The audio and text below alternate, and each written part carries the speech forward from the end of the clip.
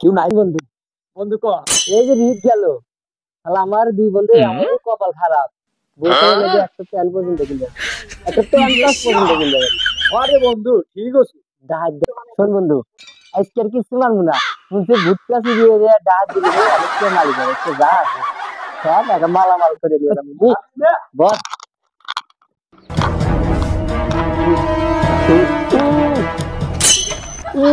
ভুট্টা ভুট্টাতে তো তান্দুরি লাগছে বাড়ি ঘর, কবে যে মেশিন আসবো ভুট্টাতে, কবে ভাঙা দিব কে রে, ওখানে কারা রে? ওই তোদের বাড়ি কোন রে ভাই? ভাই নিজের সাথে ডাক দিয়ে বললে ভাই বাঁচতে দেন, আল্লাহ রাস্তে বাঁচার মধ্যে বাঁচতে দেন। তোকে তো মাফ করবো, তাই না? তোরা রোজা শেষ হয়ে ফেলো না, তোরা চুরি করা ধরছো এইভাবে। কল ভাই কল, আপনি কি আপনার এই শর্ত কল?